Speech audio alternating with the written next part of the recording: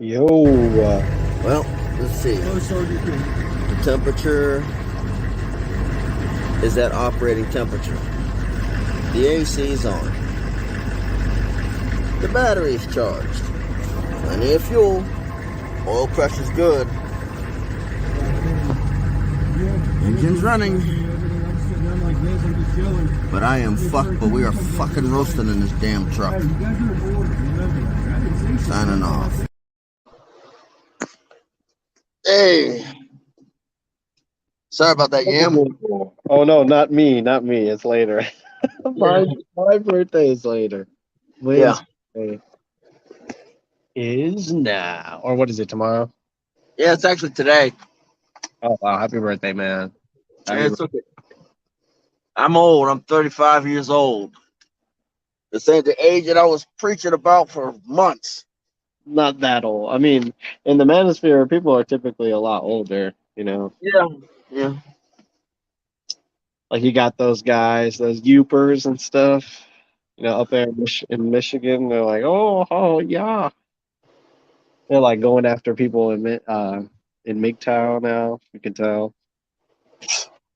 I mean, well, first things foremost, I don't even know why I treat yourself like milk. I don't know why they're going after people in MGTOWs, because they're mad because is it because they got the girls getting on their nerves? Well, first things foremost, if they have a healthy relationship, they shouldn't care what people in MGTOW thinking. You know? No, Red pill. the difference between being single and liking being single and not being able to have a long-term like a steady long-term relationship.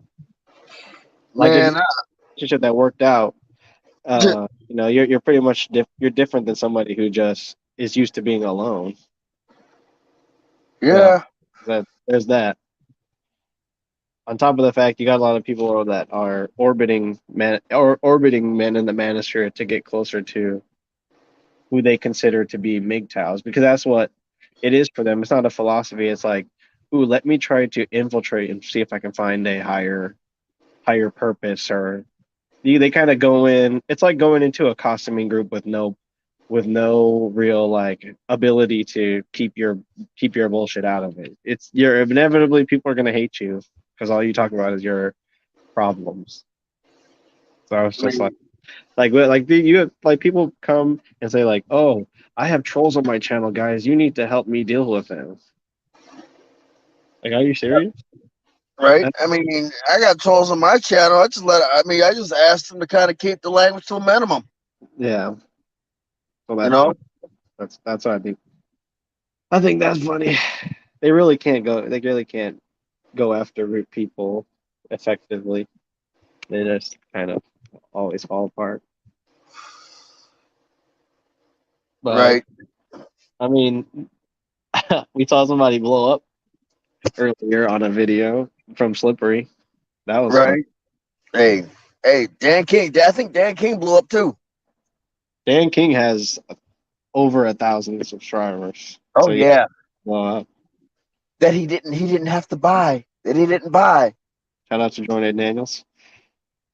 Yeah, I think that Mega Man, even if it's not true that he bought subscribers, it's still funny to accuse him of that because he just gets so upset. He's like, so I don't think, personally, I don't believe that he can get that many subscribers that fast, but I'm not going to flat out say he bought them. But it is funny to accuse him of buying them because he reacts so fucking harshly to criticism. Yeah, give him a maxi pad, give him a maxi pad, some freaking maxi pad mod on, some I think chocolate. Skin Crew, Maurice Delk. I think they let him in as a good counterbalance because he has like the thinnest skin out of it. Anybody on YouTube, like even for he has 2,000 subscribers and he's worried about like what one person has to say about him. Right? One, maybe two, maybe three, four, five, or six, or seven, and the number keeps growing. God dang! What are we up to? 10? Oh, you mean his hit list? Yeah, he's got a lot of people on his hit list. Dang! Wow. And he literally goes over there and sends people over there to threaten to literally mass flag the videos. You know? Or he just creates extra accounts. Like he's the kind of guy to do that. I Yeah, mean, I can okay, see that. if you're at ground zero, like begging for money when you weren't even at or around 9/11, that's the kind of person that would make thousands of sub accounts and attempt to buy YouTube subscribers and try to manipulate the narrative. Like he is manipulating. Saying that you were there on 9/11 when you were there on 9/12 is manipulating the narrative. It's the very definition of manipulating the narrative. Now, if he would have said that I was a good Samaritan and not a first responder, that would have been more acceptable. Yeah, but nobody asked him. Like that's the thing. Nobody Never asked. asked him. Did you ask him? Ask him.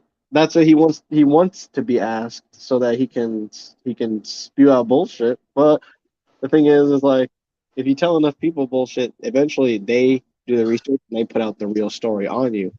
Then no one needs to come to you because somebody actually did the research and put out the real story. Because a person can lie, and a machine run YouTube account called Phantasma Anti MGTOW can also resemble a real person. So it's very easy for people to put the pieces together that this person is a fraud, that he creates alter egos, whatever. And we saw a real showing of his true personality when he did that thing to his screen. He snitched on himself? Basically, yeah, by trashing his apartment, he kind of said multiple things. One, that this is how he truly feels. He's not like this nice, buttery, flaky Pillsbury Doughboy that everybody thinks that he is. He's And doing if that. you replace that wall partition with a with a Latino lady, and you replace them chairs with some kids, you get my drift. Yeah, Use your imagination. instead of a Svenga, it will be a tablita. Wow. Yeah, and then he would trash it. But yeah, no, I get what you're saying.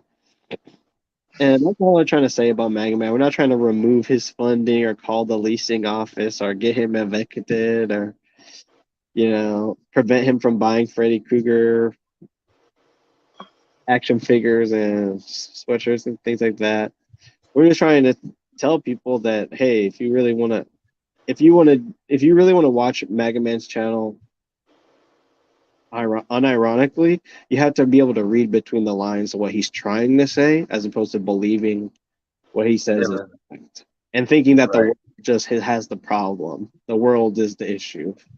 Like, it's really not. The world is not the issue. The issue is like the person who's sending the information. Because if you saw his hand in the picture of the kitchen where he threw the screen, his hand is not trembling at all. It is not like balled up in That it's not like twisted and contorted. He could never argue in court that he was possessed or he was in a fit of rage because like all of that positioning and stuff in front of the camera, even like his mace in his back pocket, all can communicate to you that he's doing this for attention. He's planning on putting all these little elements in so that you can feel bad for him. Like he hits the screen over and then he's like crying. Then he hits the screen over, then he cries again. Dan King puts the different thematic music, like switching them like on a turntable because it's literally that fast. Like a person who's being traumatized doesn't flip or has suffers from PTSD doesn't flip emotions like that quickly. Right. They try to contain it. They try to keep because they feel like a burden to everybody else. Right. They typically try to contain it. Yeah. So I mean, grandiose, yes, but not. And here's a little saying. If he was in South Dakota, shit, there wouldn't be nothing, no mental illness. We'd be like, you don't want to get a job, it's because you don't want to work. Yep. And the thing is like if bricks were shit, Slam. we'd all have houses. If bricks were shit, we all have houses. You know, or if Right. shit were bricks, we'd all have houses. I think that if Yep. he had to, I think that if he had the choice, he would break more things to get more attention. But he tries to say like, what dust, what lead, what bullet holes. It's like, Wally, you can't erase. You can't. It's already been. You've already made videos showing yourself. Yep, and Yeah. people have already downloaded it. Yes. Hey, I mean, what? yep, Billy the Goat. Billy the Goat. Oh, hold on. I'll be right back. But I'm saying it's like hopefully I'm waiting. I'm hoping that this one person comes in. You know, yeah, this one person. What's his name? Runyo Kurd something. I hope he comes in. That'd be nice. See him in the comment section. Bailey's happy birthday. Bill Bailey's. Yeah, I'm gonna see if I can get you in here, Billy.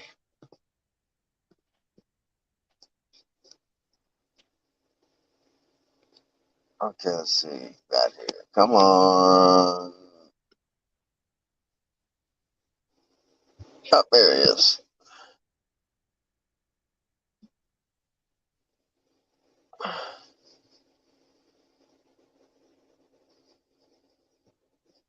Yeah, if we can get Billy in here, it would be like a bleeding edge or a miniature bleeding edge. But we don't got the bleeding edge portion. But yeah, it's like for me, my only problem with Mega Man is the simple fact he blows things complete. Well, actually, got a few problems. But the thing is, he blows things out of proportion, completely and utterly out of proportion, and nobody can get a word in otherwise. Oh well, we got Billy to go. Billy, Happy birthday. Happy birthday, Win. Hope it's going well. yeah, Happy birthday. yeah, All right, I'm back. But yeah, with the whole like dodging responsibility thing, like with Mega Man crying in his latest stream, you have to really ask yourself like, what is he doing to really get his family back? Like when he said, "I just want my family back," like what is he doing to get his family back? What exactly is he doing? he's absolutely doing nothing. He's showing nothing. He's doing nothing. He is showing nothing. He's shown no progress other than going after Dan King, Slippery When Wet, Bobby Parzik, and a few other people. That's the only thing he's done, and it's literally done the complete opposite. He always calls himself his own the people that follow him his brothers, brothers. Maybe that's the family. You mean if that's the case, then he sure as hell always name drops a few or three or four handful of men to keep them around him at all times, almost like dysfunctional family members. You know what else he names drops? He names drop. He names drops people he doesn't like. Yeah. Yeah, if you watch it with that in mind, like the fact that he really only talks about people, his trolls, then if you can think about them as his family, then his whole entire channel is legitimized. Like it makes sense. It's like self actualized. Like he is doing everything in his life that he could ever want. Well, It's, yeah, said only problem. Yeah, I said only problem. I've got many problems with Mega Man. The fact that he doxes people. is it really family when you treat those members as bootlickers? Probably not. I know if any of my family treat me like a bootlegger, I will not talk to them. That I will not pick up their phone calls, and if I move, I will not give them my address. I didn't realize that kind of loving of or craving the attention from the family members again was abuse until I had the proper until I saw that video of him throwing the table or throwing the chairs and throwing the screen and stuff. It's like he's subconsciously he's telling himself that he needs to stop the act. Like he needs to destroy the stage, destroy his Bradley unit, destroy everything that he's tried to do to try to not be perceived as the right man. And he's starting to realize that he can't keep up a facade. Well, short-term thinking causes a bit of a problem because let's say his wish is granted and his family does somehow get hoovered back in and return. What is he going to do then? It's probably the same thing he did to lose them. Yeah. Self-sabotage, pretty much. The thing is about it is he claims that they never had a better father than him. Then what do you do? What is he's not doing anything to prove it? He's on YouTube and he says that if he ever got his family back, he'd get off YouTube. But the thing is, it looks like he's going to be on YouTube till the day he croaks. Yeah, it seems just like he's comfortable giving these emotions in this. Like I was just talking to how it's calculated it is. But he could put that effort into raising a child. He would that kid would be would have a lot of knowledge to use for himself. But I guess he wishes to give his kids the life in North Carolina where he's being trolled and his car is being attacked. Like, can you imagine if he had actual human beings that he cared about when the only thing that you can see that he cares about is Freddy masks and stuff, which get ridiculed online, and his car, which gets attacked and its tires slashed and stuff like that. He gets harassed in his surrounding neighborhood. So does he really put kids into that situation? That's what I'm saying. Maybe he's slashing his own tires or busting his own windows. Well, yeah, that's exactly what the display was last night. Was that he is coming to the realization that he can't have what he wants in that entire dream that he built up for himself. Like, it's going to be me and the kids and the mom. Yeah, you said it spot on when you describe it as a stage. I mean, it's all a production show. It's all for appearances. So when you work it from that kind of perspective, then every kind of micro expression, every nuanced sentence that is uttered, every mannerism, every display, his outfit, his clothing, the way it's all laid out, it's all Einstein for a particular cause. It's to give off an impression, to create an image. I mean, to go off on a psychological sort of springboard here, if you don't mind. I mean, fundamentally, it's a reflected image that he wants to present to himself. That's how he is so isolated in his own emotions and mind that despite having his 2,000 subscribers or whatever, he's all alone. The only person who really cares is his own perception of himself. Because the listener cost too much money, so he decided to destroy the screen that's behind him. Like, he had the camera. To destroy the camera would literally end the cycle of abuse. What kind of screen is that? Is that like a paper screen? I mean, I imagine that would be pretty delicate. I do believe it's a rice paper screen. Right, and it has no damage on it. So, I mean, he can't even destroy things properly. So, I mean, I don't think he intentionally wanted to destroy stuff because there'll be this sort of hesitation,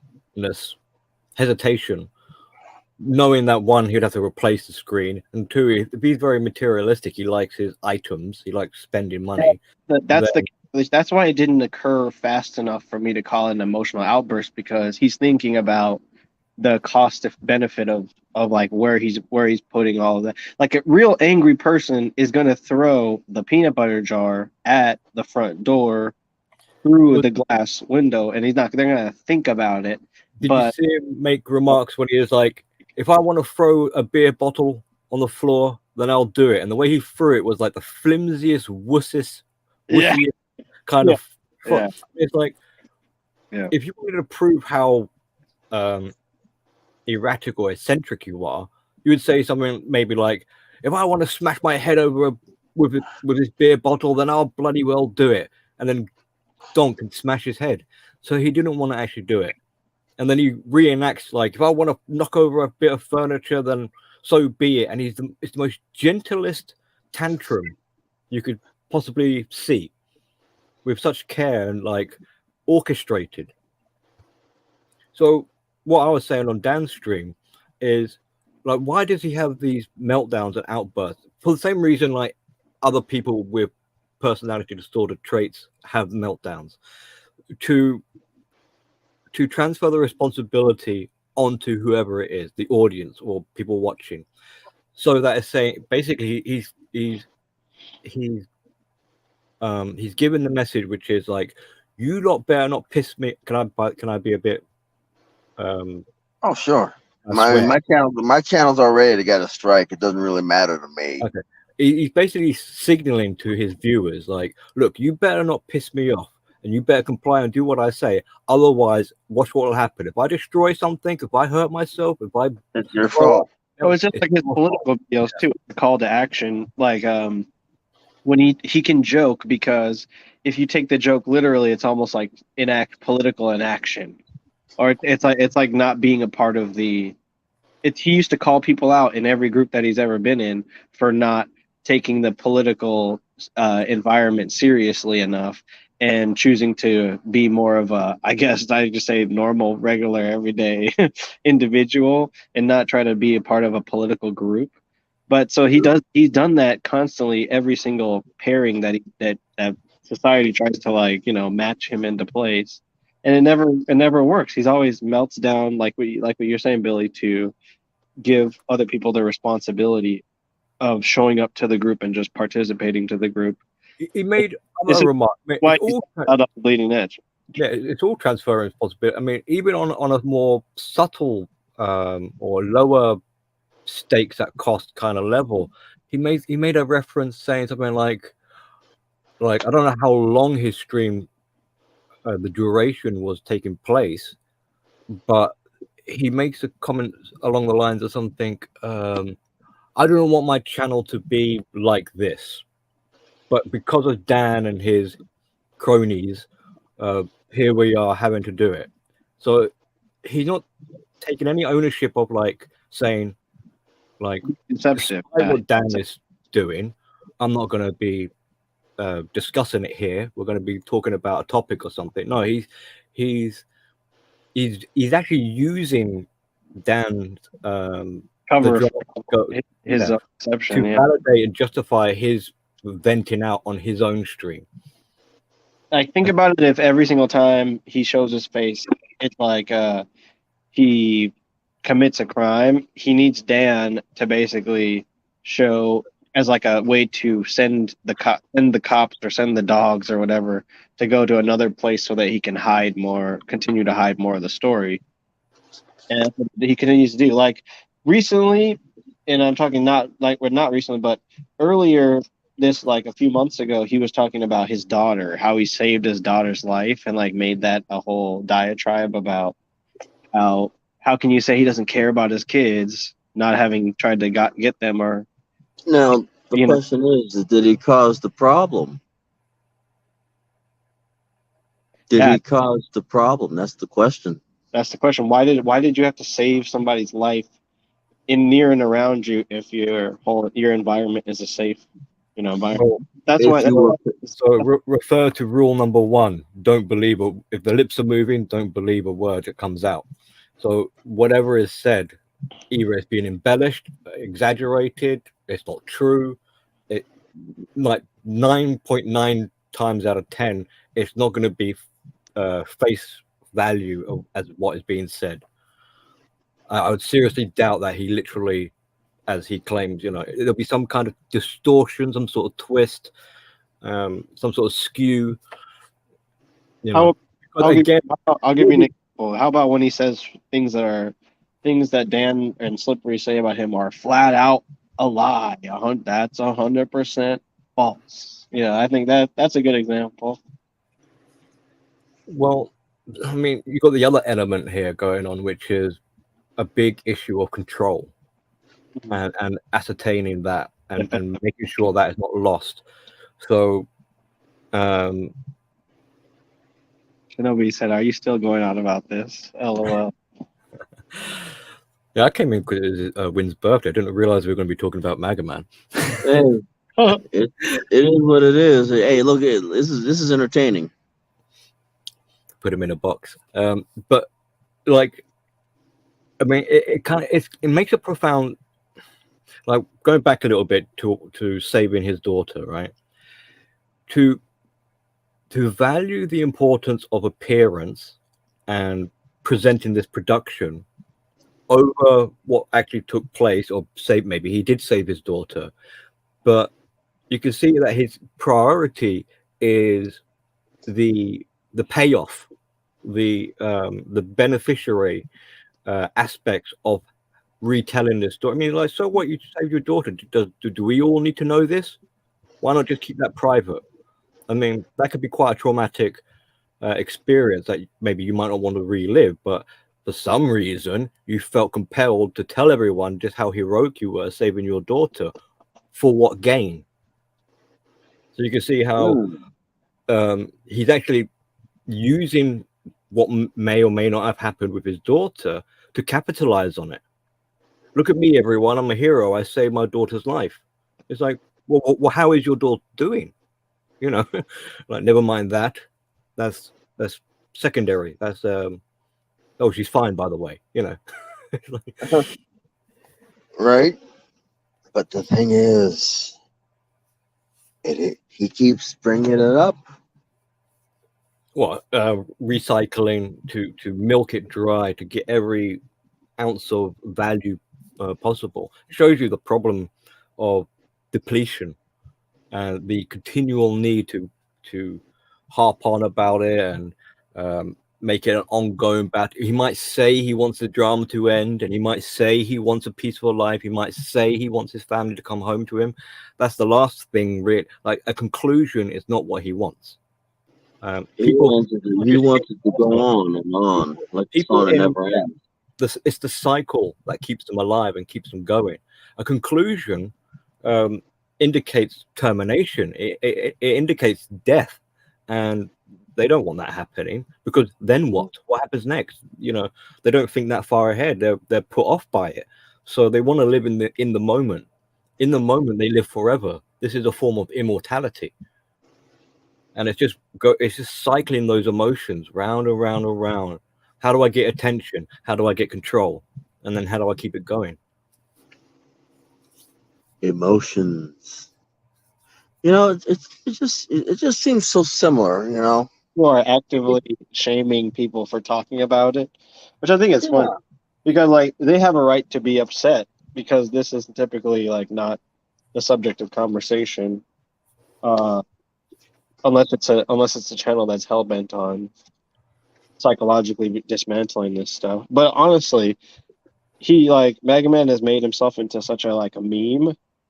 It's just crazy. Like, my YouTube Shorts feed will be partly him, real stuff that he's done, but also mostly people parodying him. So if something can be parodied, is ridiculing it really something that like someone who's a free thinker or an individual would really do? You have to ask yourself that. At what point can I be mad at Mega Man? What can I really be mad at people who? Well, yeah, I mean, it's pretty. Like, Brother Shinobi one makes a very strong statement there, isn't it? Well, I have to scroll up to word it exactly, but don't you revolve around him?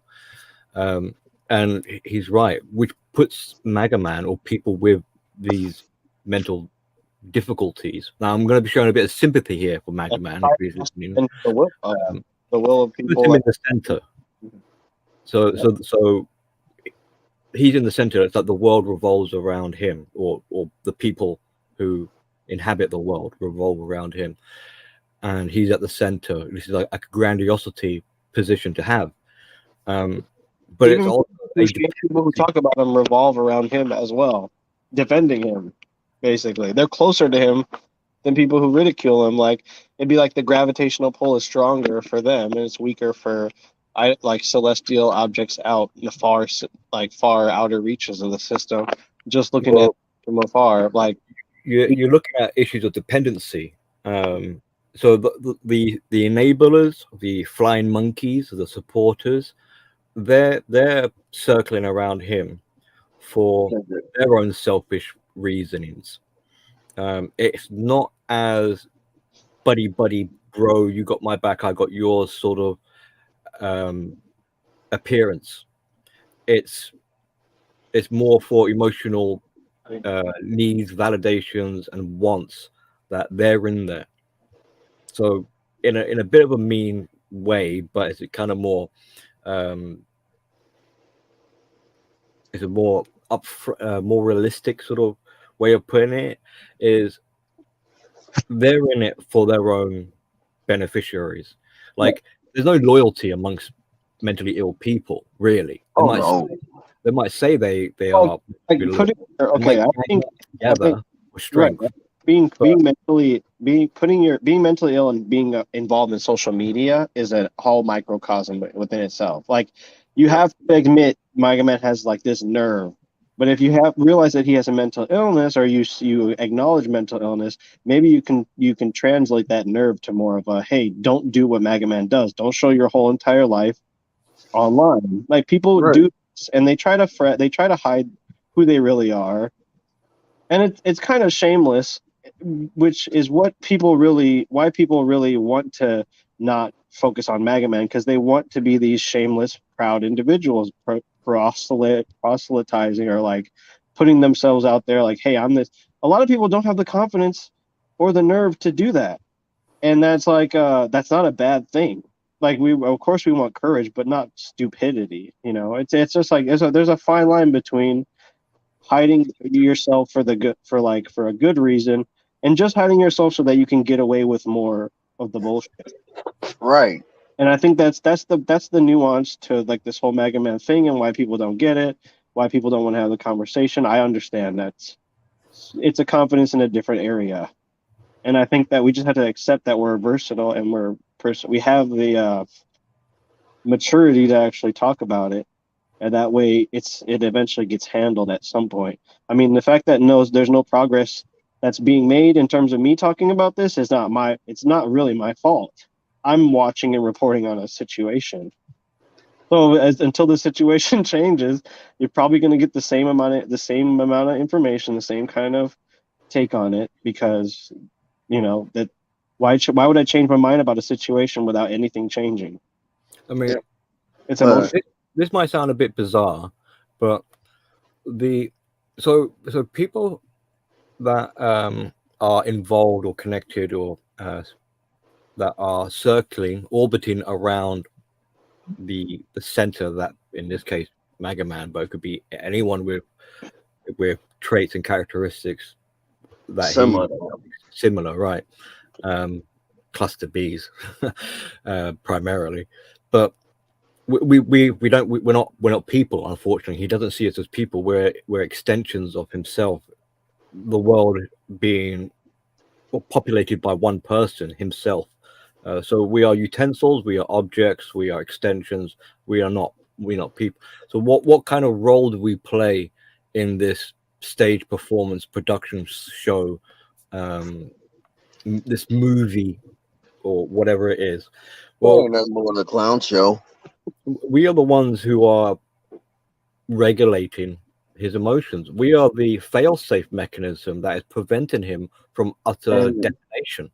You know, the crazy thing about it is, if we're the ones regulating his emotions, that's a problem. It's it's a weird kind of position to be in. Yeah, it is a problem because if we decide to go ghost or silence and abandon him, essentially, stop doing talks about him, like Dan, you stop and all this, he would go nuts because who would he have to vent out to anymore? Like his own supporters, his own followers aren't going to be adequate enough to give him the motivation. He Or turned on Maurice Delk. He turned on Queen Ma'at. That's what would happen. He turned on Maurice Delk and Queen Ma'at. Get them up his behind. Yeah, they'll need a new scapegoat, a new punch bag. They'll start to cannibalize, and we see this happening by looking at other case studies and things like that. So this isn't like just an imaginative possibility. This is sort of documented. We have examples where we see once the trauma bonded, like if we look at it from a more relationship, husband-wife sort of scenario, once the abused victim kind of escapes and goes their own way, the abusive, the mentally damaged and ill and dependent, whatever, struggles and they collapse. They definitely, we call it a narcissistic collapse. They start entering things like psychosis. They go dementia.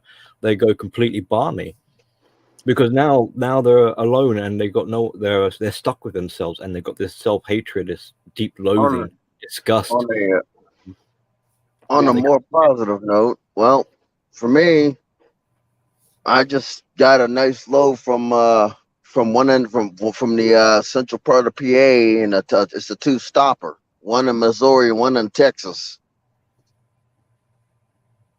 So that kind of works in my favor. I mean, was hoping to be home this weekend, but hey, it's 2-stopper, and I'm the first hired.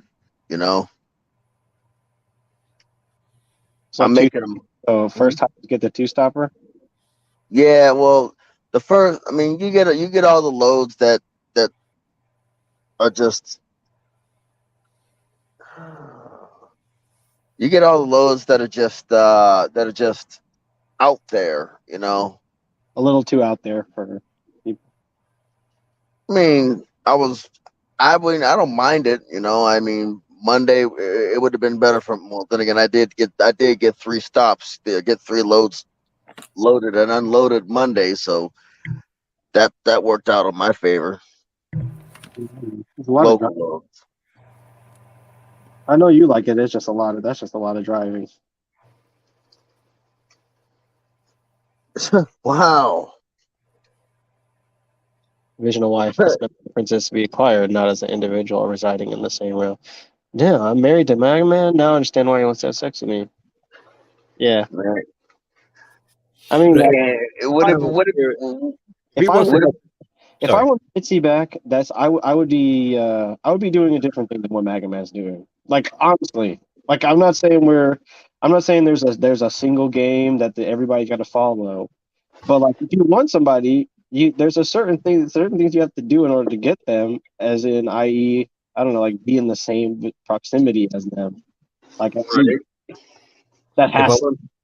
Can I creep Dan out? I like the idea of long distance and stuff like that's kind of romantic, but sending them $400 in an Evite to I don't know, to whatever place, Walmart, is not going to win them back. Right. In all seriousness, right, and I mean this in a kind of not to ridicule or whatever, if someone in his position wants to make an improvement, to get rid of all the haters and all this sort of stuff and turn his life around, then CBT, cognitive behavioral therapy, and get yourself a therapist, and then turn around to the audience and be like, look, guys, I'm acknowledging, I'm now taking some ownership and self-responsibility and all this sort of stuff, and I would really appreciate it if you would just lay off me, and who knows, fingers crossed, and then go silent and go off and do some therapy. Yeah, you're not going to be a good a husband or a father in this state. Nobody. Nobody know, would be a good husband, father, whatever, Like- in any state like that. like you could break it down as well. You could be like, look, in order for me to be a good father and a good husband, things like that, I need to exercise some boundaries. I.e., that means I need to stop interacting on YouTube and streams and this drama. It's like, fine, if you want to A lot more. blaming Dan for it, That's like the drama not going away, but you can leave the area where the drama's happening. That is a fact. well, it takes two to tango kind of thing. So he can't pin all the blame on people like Dan and his trolls and whoever these haters of his for his continual participation. He doesn't have to. He could just say like, look, no to all of that. I've got other priorities, i.e., I want to be there for my family, and put that in front of people like Dan. So it shows you where his prerogatives lie, what matters more to him, and in that sense, Dan matters more than it would. From what we're seeing, from his actions, Dan matters more than being a dad or a husband. But I think he knows that, but he wants to assign. This is why I think he's liberal, because he wants He to. wants to pass the blame. Well, he wants to use Dan as an excuse for not hiding behind women and children. This is what like all radicalized people do, is like they do something very violent, hyper violent or hyper masculine, and then they hide behind women and children. He's literally using his family as a way to excuse all the terrible things that he said about Slippery, about Dan, about anybody that Maurice Delk in the future, Queen Ma in the future. There's basically, his family is a beard to hide like his deviance and all his little proclivities, and I'm using a sex toy to ridicule people like Dan, and that's why you should get mad at him. Yeah, that's the kind of amazing part about it. Is the people like this become so skillful at avoiding accountability and responsibility. It's like, if only you could kind of like harness that commitment or that energy, that focus or whatever, and use it in a positive way. That's why it's kind of funny when if narcissists weren't so malicious and hell-bent to abuse people, they would actually make good therapists. It's kind of bizarre when you think of it like that, because they're so hypersensitive and hyper vigilant, and they got a highly intuitive sort of way of looking at people. They're zoning in at their weaknesses. Now, if only they weren't trying to exploit the people's weaknesses, they could actually be very beneficial to society, because they can point out, be like, hey dude, I can see your weaknesses, I can see where you're vulnerable. Why? Because a predator would target that and zone in on those sort of those cracks in the armor. But if you were trying to be a positive force in nature, you would actually help the person and be like, these are the areas you need to work on. So, but that would take so much work, wouldn't it? Well, yeah, I mean, yeah, you'd have to stop. It's stop kind of like and it's kind of like where everything evil is a nail. But if you could make it so that everything good was a nail, maybe he would be a better like he would actually end up being a better person. But yeah, if you could change his ideology to one that would like help society, that would maybe make up for it. Imagine if every narcissist could be like could use their exploit things to perfectly aid society. That would be an amazing utopia. If he actually took the time to think. Yeah. That's the thing. That's another thing that I find wrong. He doesn't think. He doesn't freaking think, and it's like he's older than me. He is older than me, and he acts like this. Think about it. If I act like this, what would happen? I'd lose my CDL. I wouldn't. I mean, I'd get fired from a trucking company if I acted anything like him. The biological age element shouldn't really be looked upon here. I mean, we're looking at more like, what is he what is his emotional age? And in that That's a sense, good question. he's actually younger than you. And there's the thing, which basically brings into the drugs and alcohol. You know, goes into drugs and alcohol. Another issue that quite often people will suffer from with this, because it's like one might ask, like, can he not see what is happening? Has he got such poor self-awareness that he doesn't realize what's going on? And as a result, like, how can he have such conviction in what he believes? I mean, if you take what he says or his actions and plot it down, write it down, and things like that, it's like, it's pretty self-evident what's going on. Like, things don't stack up. You might not know what the underlying belly of the problem is, but you can see that this isn't right. So there must be. So this calls for deeper investigation or exploration. Like, wouldn't one think that this would be a sign to do some self-reflection, for instance, or inner work or whatever? But the No, it's drama. That's drama, Billy. barrier is what we call ego syntonic. His ego aligns with his beliefs, so he doesn't see there's a problem. What he would need for a turn in the road, a fork in the road, for something to click and change, for some sort of radical deviation to occur, what he would need is ego dystonic, where his ego doesn't line up with how he perceives himself, and then that is like a foot in the door for recovery. Right now, because he's starting to like actually, instead of trying to repair the world around him, he's actually trying to like ruin it.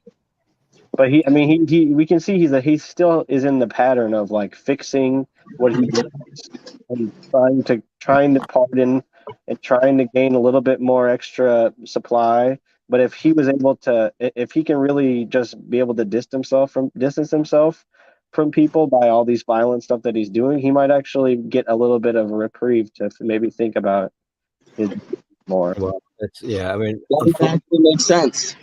It's a dilemma what you create there, because destroying the world, unfortunately, I mean, this is why quite often it's characterized as self-destructive behavior. Destroying it or being self-destructive is the form of what he would call repairing, healing. This is management. This is health. This is the cure. The cure is self-destruct. He acts like he's like 13 or 14 or something. Yeah, like an edgy 14-year-old. Yeah, for sure. Like with the black bands and stuff on the wrists, and then throwing it. It's kind of punk to throw around furniture, at least kick furniture. You know, you want to give a furniture like a chair a nice kick in the pants. That's pretty punk rock. It's the appearance. Remember that big It is. thing, appearance of having control, where there is no control. It's not. I mean, the thing is that until he realizes that he has no control over the situation, well, this is going to continue to repeat. It's going to be repeated over and over again. You know, like I said, if everybody, if shit was bricks, we'd all have a house. Yeah, I mean, we would like to think of like positives and negatives. You know, you want to have a good life, kind of thing. So you want to do what's right. But for someone who is in the turmoil of chaos, right and wrong doesn't really matter. What matters is that you are the cause of this chaos, which creates a sense of significance. Significance, meaning importance. It means I exist, I matter. I must be some kind of benefit to. I am the important gear of the system. Without me, none of this chaos, unfortunately, would happen. He doesn't even recognize that. It's like, hello, chaos is not a good thing. It's like, it doesn't matter. I am the important gear that drives this whole machine. Without me, none of it would happen. And it's like, oh, is that such a good thing, or is that a good thing or a bad thing? You know, it's From like, what I can understand, he wants to be the sole proprietor of everything. yeah, that's right. It doesn't matter if it's good or bad. It just the importance of needing to be in It's existence. role fulfillment. It's like pretty much like what they job satisfaction than what they did with studies back in the day, like back in the big marketing days. They would just would like say, "Are you satisfied? Do you feel like what's your passion?" They would do all these probing questions to try to get workers to like admit that's where they came up with like the different types of workers, like a type E person or a type B person. It's because in organization you have a certain amount of people who are unsatisfied with like, what their experience, and so they express it in a different way. I think like what Billy said is really important because it makes you realize that like yeah, if I imagine a person his age, it's like if you started your own business, you wouldn't really be as dependent on the system. If you learned how to be your own firefighter, police officer, and EMT, you wouldn't feel comfort living in that heavily congested, high traffic area where a lot of Right. people just make stops and bug you. The thing Right. is, And And the literally, crazy thing about it is one exit off of the interstate. exactly. You make it so easy for people to screw with you, and then you put out your entire thing online. Like no one is going to actually have that idea to come over to your house and you know confront you about all the bullshit that you say. yeah, it's We all got bullshit, but it's just nobody's as easy of a target. Maybe I'm a easy target. what But happens. yeah. They stumble on the alternative way of navigating through life, and Look, Right. it becomes easy in a way because the problem with self exploration, self reflection, even going to a therapist or reaching out for help is the element of taking ownership, and this is very daunting. It's like asking a kid to now look after yourself in life, and they Yeah. don't want to. They don't really want to. If there is a way out, they won't do it. It's like because it's very. I mean, my kid is facing reality now, and so what happens is typically a frustration because fantasy comes crashing down, and now reality, the truth, hurts, and being responsible is something new to them. So it's a scary prospect, but it's kind of like, but if you can get past those initial fears, it does get easier. However, as long as there's enablers and people to wipe his butt for him, the alternative way of dealing with life, then that's the way they'll go instead. And so there is a he might want he might Early not want to are acknowledge. we are him talking to himself. If we're gone, he still has to have these conversations that we have just with himself. I think that's part of like first Right. things foremost, he would never have these conversations with himself because he's weak. He's Well, completely and utterly weak. I well, don't know what his dad did, but he should have done more of it.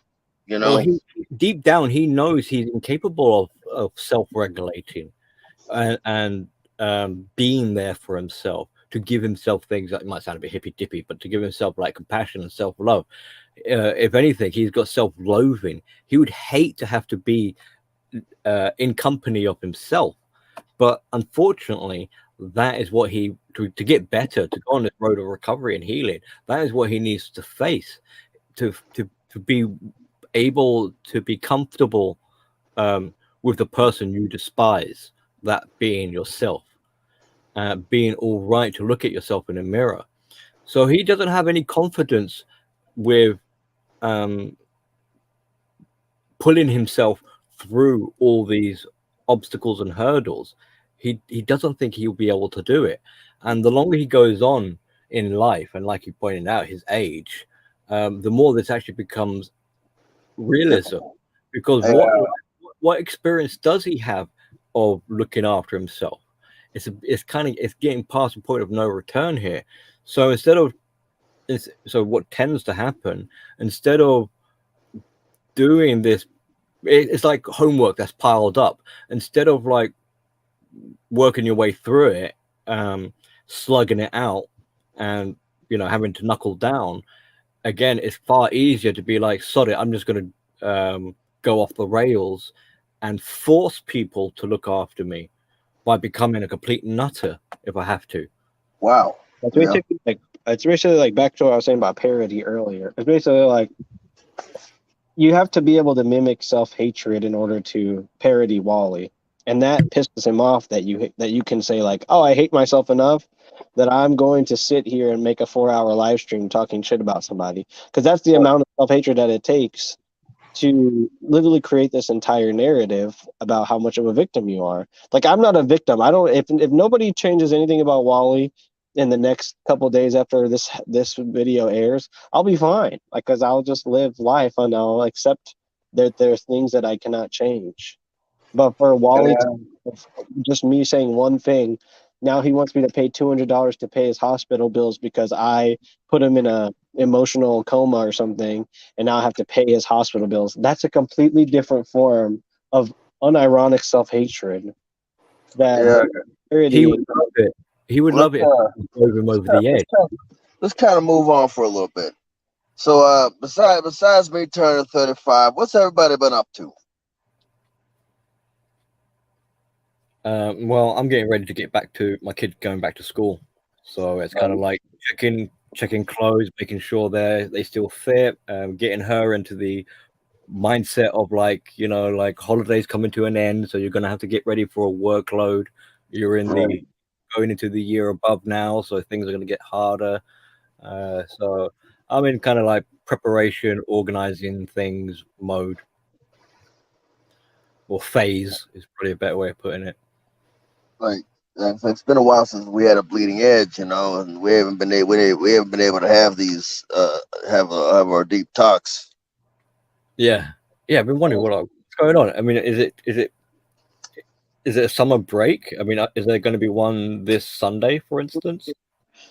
I don't know. Like I said, it's all up. I mean, it's all up to my schedule. Like, 'cause I'm in a truck, and now that I've gotten, I went to a new company, and I'm still getting used to being home every weekend. And being home every weekend, a lot of people don't like what I say on the live streams.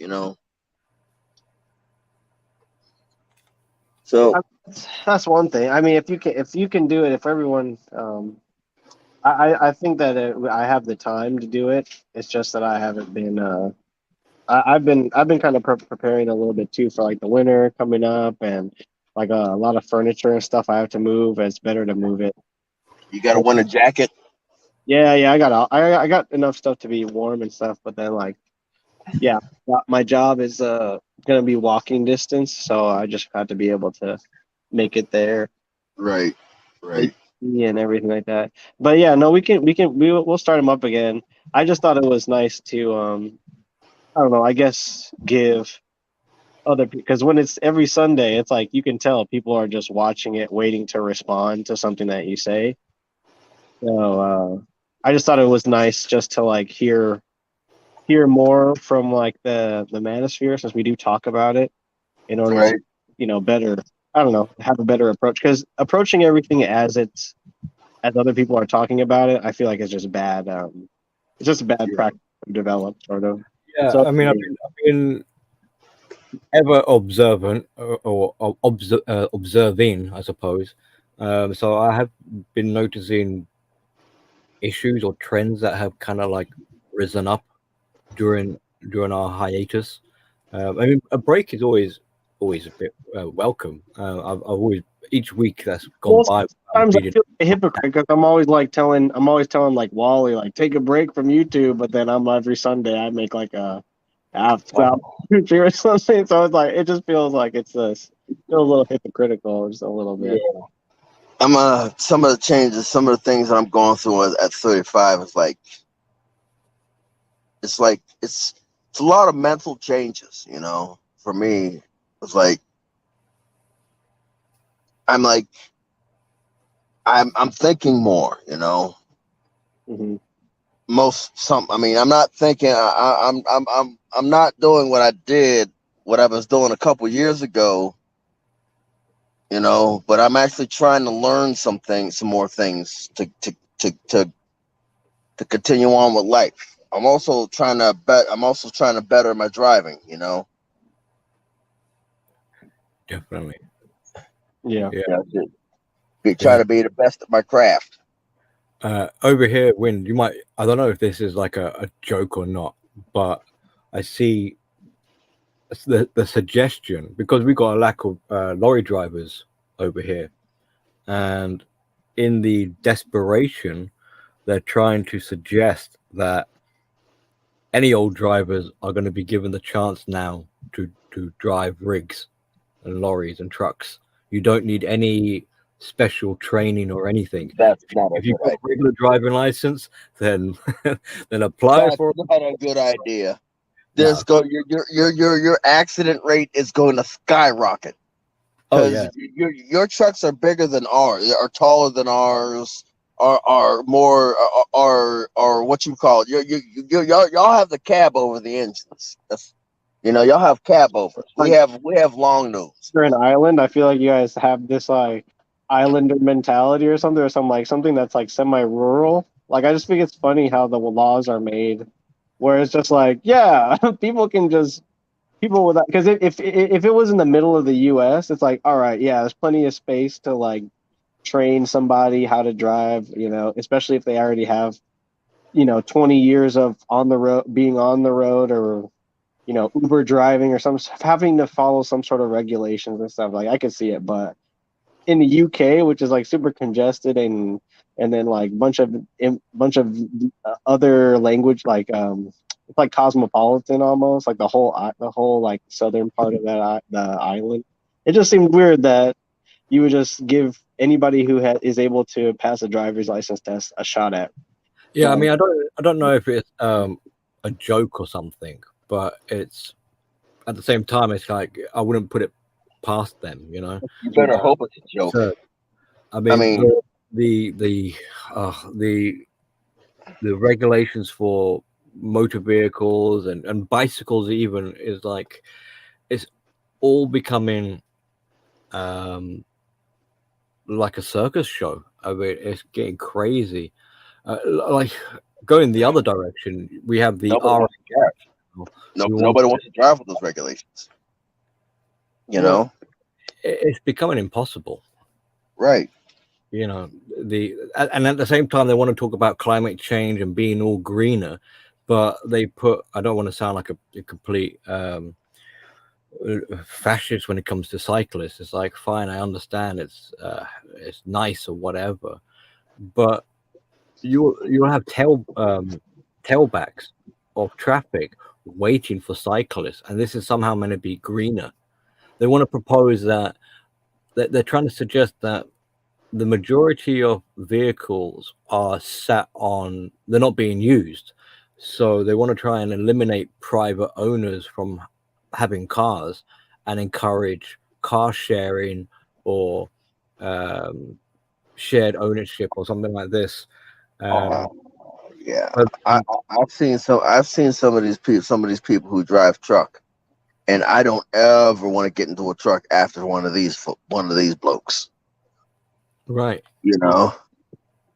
And then I've seen some people's car and how they leave them a complete and utter mess with no maintenance whatsoever. And it's like, do I really want to depend on that car that's been used all week, like the town horse?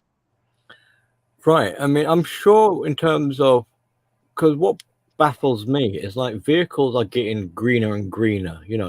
Technology is getting more efficient with burning fuels and things like that. So how is it somehow there's an increase in pollution? Or how is it somehow these vehicles are contributing to the climate change? I mean, back in the olden days, vehicles were far more polluting, and I'm sure the same kind of like y'all drove around in a freaking tarmac which burned coal. Right, and they're trying to suggest that somehow, like, they're closing off roads because of air pollution and noise pollution, but it never really bothered me when I was a kid, with black smoke coming out of the exhaust pipe. So what on earth are people getting into a tizzy about? And I'm sure the same with truck, because it makes business sense to be more fuel efficient. You know, you get more miles out of you go by gallons, right?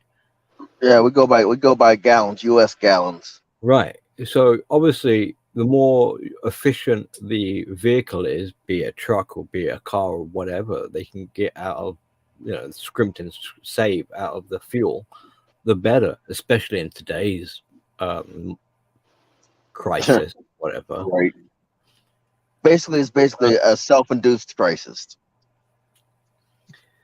Yeah. It's a self-induced crisis. It's what it is. It's self-induced.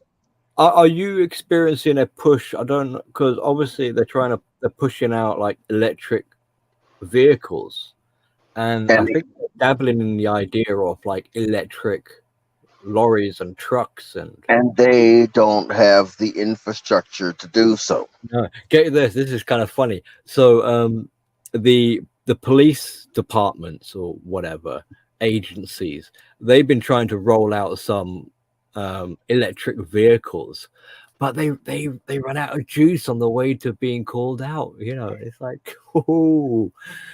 Well, I think what's funny is we have the infrastructure to sell all of these goods and materials, and even like the idea that you can have be a future owner operator of your own trucking company, but we don't have the infrastructure for the trucks to be maintained and to actually operate on the roads. Right. That's what most state building projects are to support higher, like all the logistics of having more trucks. But the thing is, they have to improve on it year by year because there never is enough, because they never plan to have more and they always get more.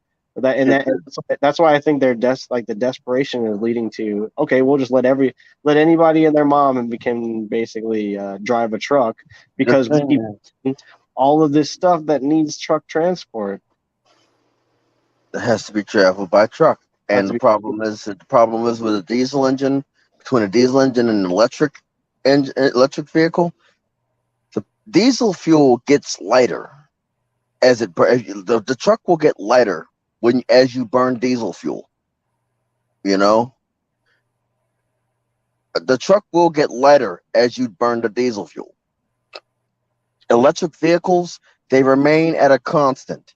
And when you lose charge right around 75 to 50% of the charge, you begin to lose power faster because your weight remains at a constant. The power to weight ratio changes. Mass exerted on with like less fuel, that would make sense. Yeah, it just gets heavier and heavier. I mean, are you guys heading into like autumn now? Is your summer sort of finished? It's in some parts of the country it might be finished, but in other parts of the country it's starting to hit. The leaves are starting to change. Yeah, in terms of finding Teslas, I don't really. I mean, where I used to live, there was a lot, but I don't really see too many out here now. I think I see maybe one or two.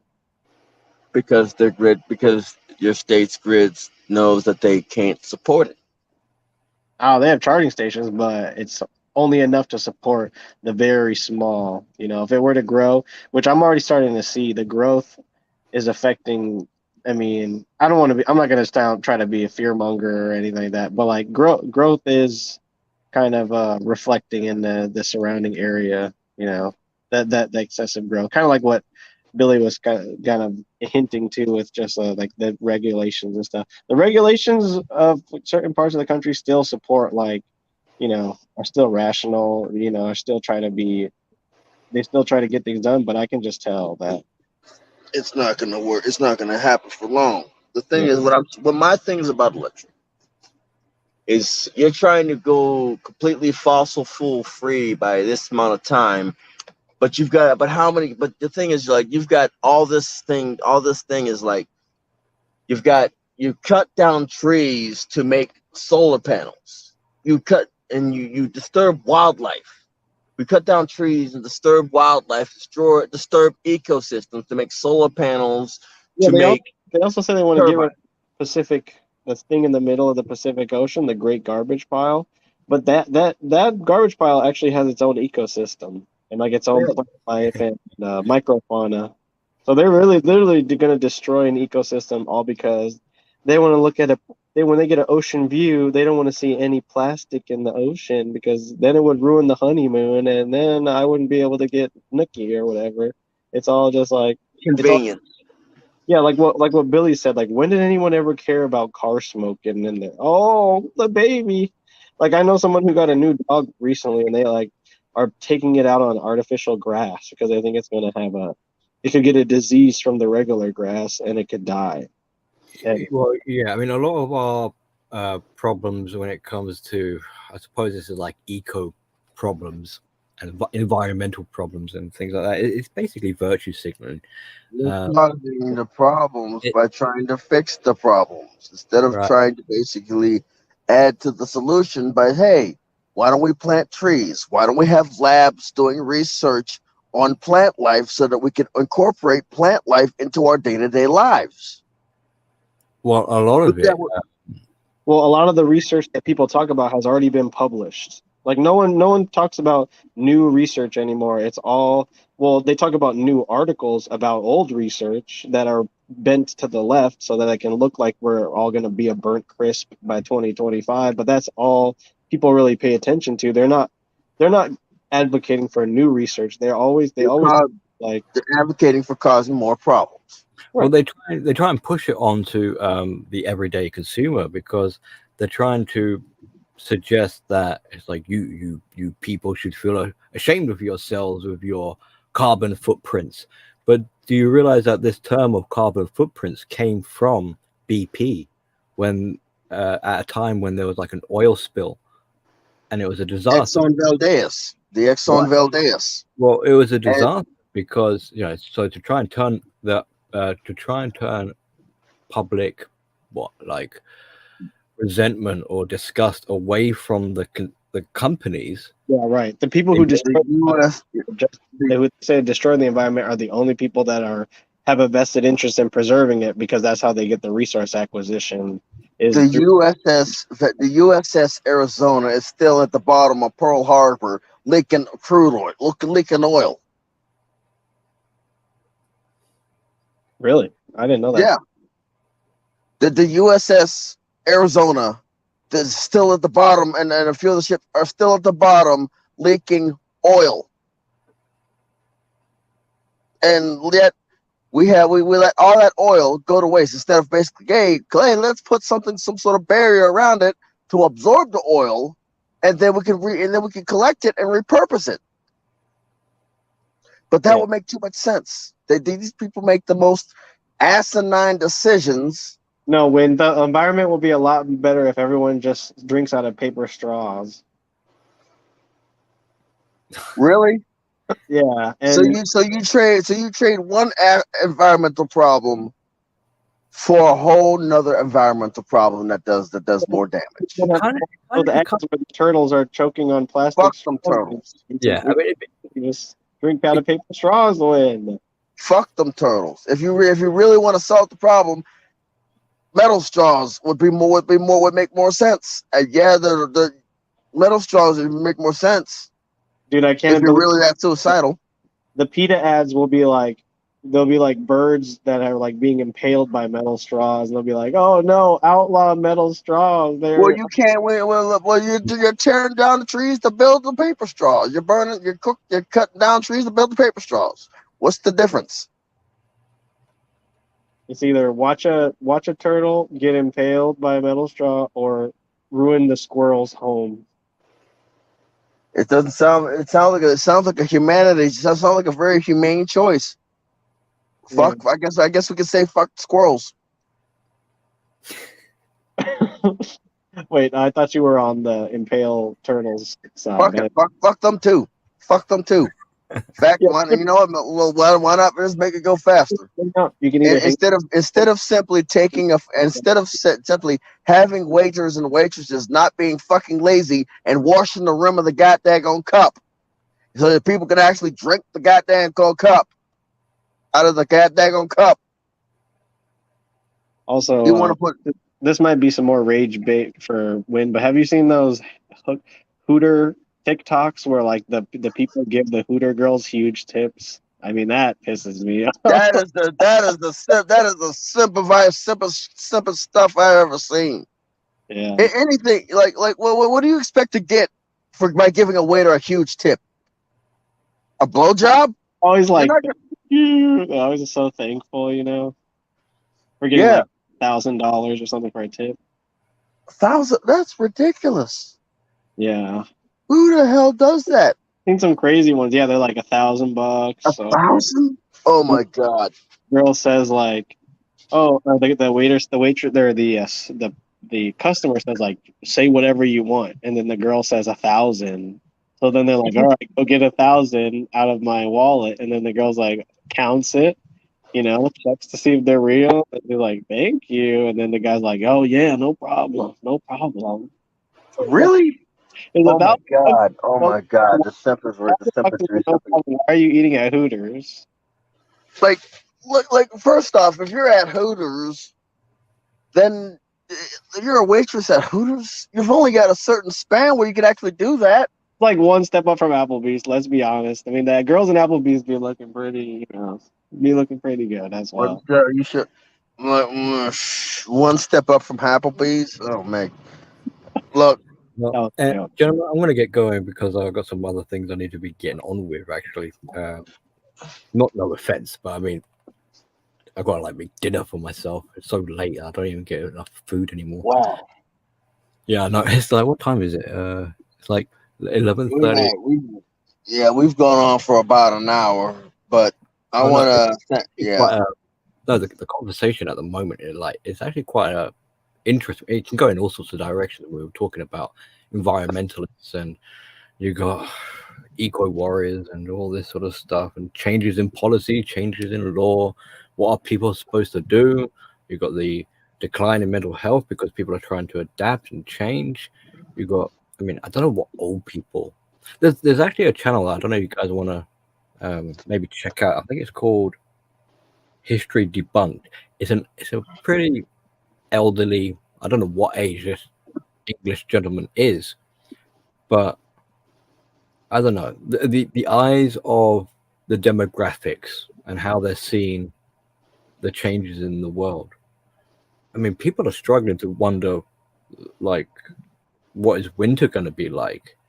And you know, I mean, really, we should be forecasting what are the next 5 years, what are the next 10 years are going to be. I mean, and then we look at the other direction with the children and how are they going to adapt. And I didn't realize this. I mean, we're looking at like population. We're looking at statistics with population growth. I'm gonna tell you. All right, I'm gonna tell you. I'm gonna tell you what I think. How those children are going to adapt. They're gonna not. First things on. They're gonna grow up not knowing what it was like in the 90s, in the 2000s, and early 2000s. They're gonna now they're gonna be able to put more pressure on people, and then people are gonna start dropping dead like flies to a can of Ray because they're gonna basically give themselves a lead-induced lobotomy sleep. The days of baggy clothing and sleeping in the youth and stuff is gone. Everybody's going to be like hard. They say that zillennials are supposed to be like some of the hardest workers or something like that, or the generation after them. They're going to be slaves. Yeah, like it's not hardest workers. That's being a little bit too, you know. They're gonna just work a lot. That's pretty. They're going to be slaves. They're going to be slaves. Just put it that way. They're going to be slaves. They're going to be slaves. It's going to be interesting. I mean, I don't know what the aliens are, how they see the progress. And we say it's like evolution. We are de-evolving. We are regressing. Did you guys? I mean, I learned this today. Like, did you guys ever hear that childhood dementia? Have you ever heard that? Like, 'cause normally you think of dementia as an elder problem. We're screwed. If that's the case, we're screwed. You know, we're deeply screwed. We are deeply boned. These kids are not going to handle. These politicians are going to start wars. These kids are not going to handle, and then it's gonna make the Iraq and Afghanistan war, which is a complete and utter clown show, look like a walk in the park. Yeah. Whatever war We're trying to make changes, and we call it like for the better, on a global scale for people who, like, i.e., like the children, who simply aren't going to be able to adapt to it. There's plenty of bridges. There's plenty of bridges across the United States, and there's a whole ass canyon. Wind. Have you heard of the comedian Bill Bailey? The what? The comedian Bill Bailey. No. Right. So I don't know. Make a little note or whatever. Look it up. It's a fabulous. Bill Bailey is a great comedian. He kind of mixes in music, and he did a birthday song in the minor key, and I don't know if you'll get a copyright strike if you play it here. If not, play it in your own kind of at your own leisure. And the birthday song, I think he kind of named it like the meaningless milestones of decay. It kind of gives the game away, but it's like because normally happy birthday is going to be a happy time, happy, right? But he's like in minor chord progression. So it's like misery gets over here. He's like, happy birthday. It sounds miserable, but it's fantastic. Go look it up. You'll have a great. I will. The meaningless milestones of your decay.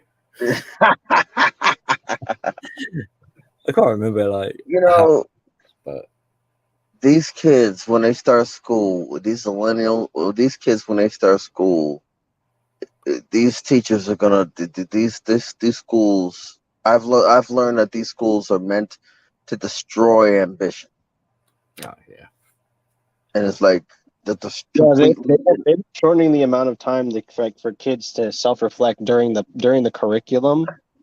To the point, like even in my grades, even my early grades, you could have told that, like when they got rid of recess, like early kids don't do recess anymore. They just work. Fat. They're gonna be fat.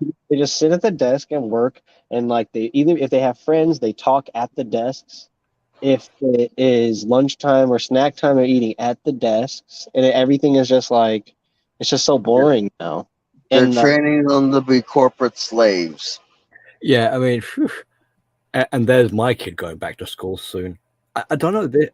Like I was saying, I don't know if it was true that they're going to offer out trucks to like people like me. But I mean, geez. So I don't know if this is true, but apparently there were emergency talks of 3-day weeks for children because everyone wants a raise, So,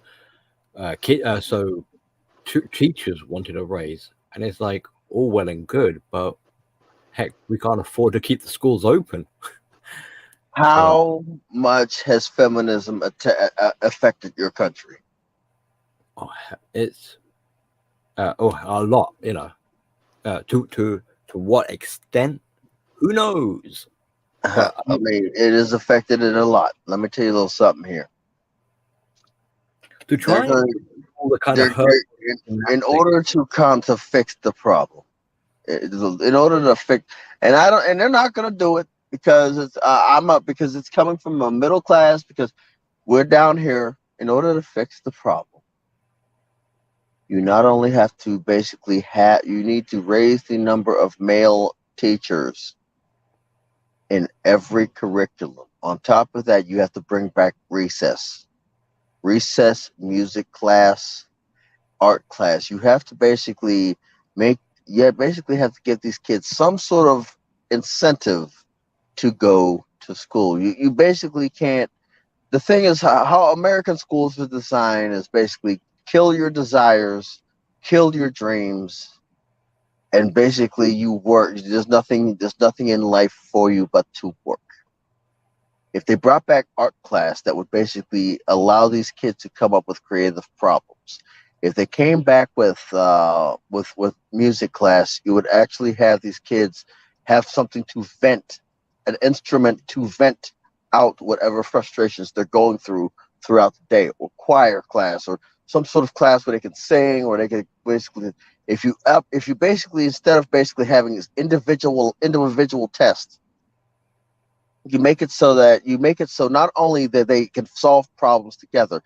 The American, we that is why Americans are so selfish, is because they lord their grades over people whenever they get good grades. Well, from what I kind of understand, because of the whole like the coof, the COVID thing. I mean, grades have gone down. Yeah. However,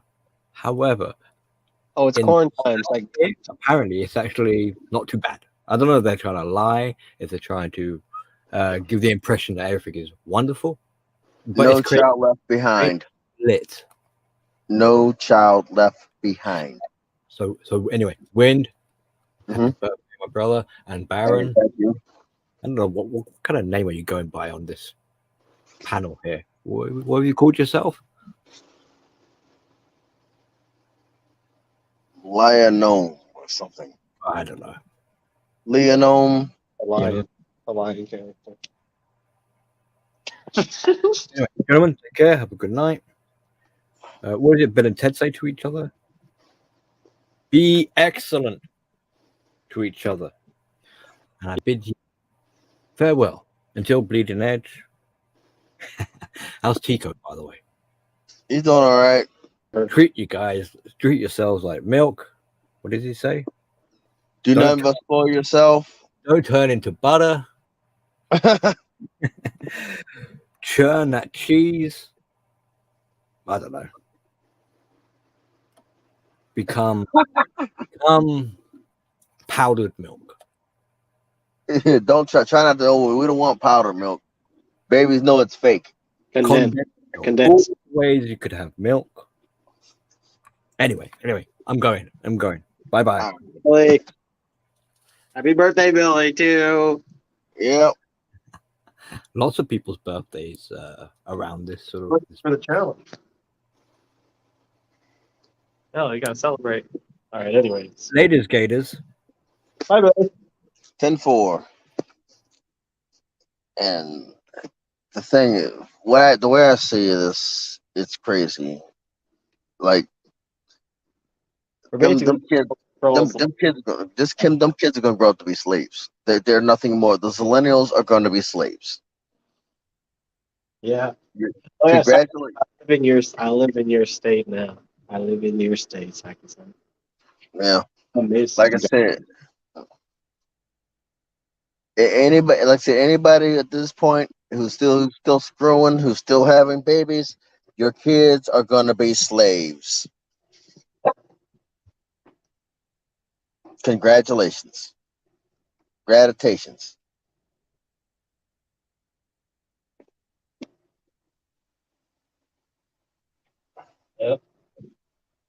Yep. England. Yep. I'm here. Gonna have a wild turkey. Win a burger. Oh man, I wish I had some wild turkey. That'd be nice. But yeah, there's can't win them all.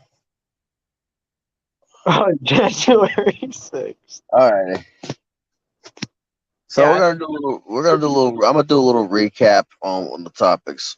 Wally, Mega Man, whatever you go by, I don't care who you need to unfuck your life. Nugget toe enthusiast. Yeah. You need to come to the conclusion that you're not getting your baby you're not getting your baby mama back, and you might not see your kids. He could turn himself into tailor-made chicken nuggets, or the nugget toe mindset, and he could become an anti-master channel and get tens of thousands of real people that hate MGTOW. Right. He'll do that, but he doesn't. But he doesn't. That would make too much. You can make sandals. You can make chicken nugget toe sandals. Nugget toe sandals, yeah, with like the just chicken nuggets on the front part of the sandal, so it looks like when you put your feet it matches the size and the proportion of the nuggets. Right. You know, That would that would make make sense. that. Yeah, and the environment. Trying Look, to get in the dog pile. He's like, if he actually took this energy and applied it, it's like, hey, come on, man. People have said this to him, and it still doesn't work. So just right, let it and go.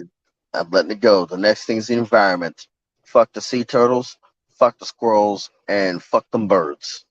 Because no matter what we do, we're gonna cause more. No matter what we're doing, we're gonna cause more problems because we knock down acres of trees to build solar panels and wind turbines, and we got some wind turbines sitting in the desert somewhere rotten because they can't be recycled.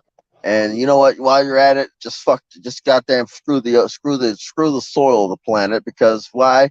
Because lithium is a freaking metal salt, and like metal salts, they're toxic to the environment. They kill the natural flora of the bacteria in the soil.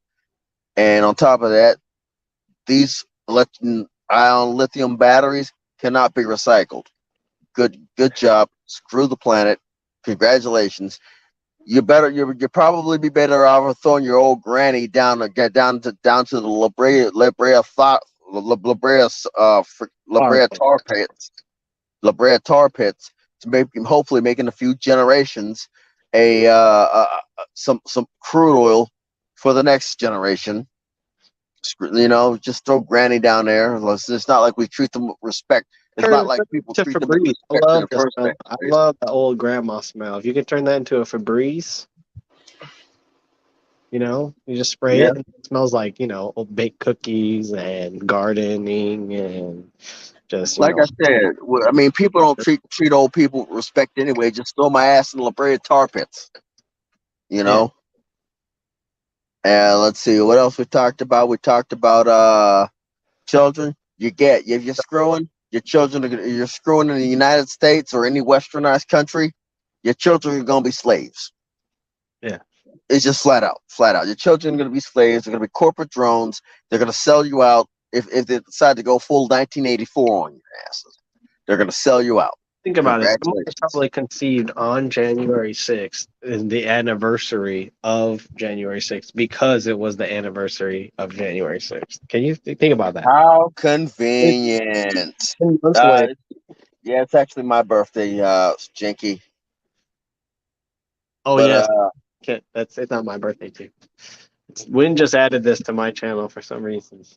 yeah, but like I said, it's like I said, it's just what it is.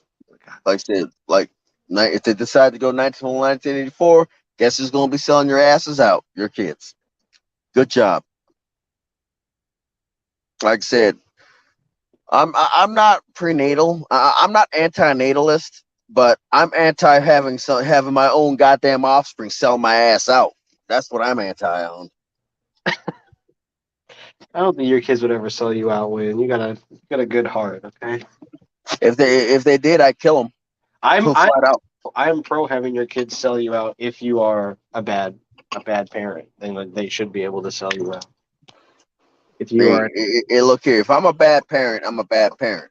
But if I'm getting sold out like to because of thought police and new think or whatever the hell new speech or some shit like that, I'm like, oh really?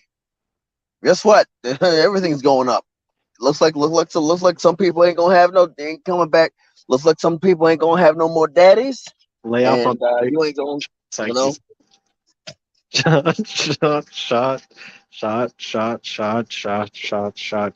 I shot. wish. I wish. I'm. It's what it is. Like I said, don't go full 1984. The second we start thinking double speech and new think, you got a problem. Like anybody who knows me growing up, if you somehow found my name, hold on, it's my brother.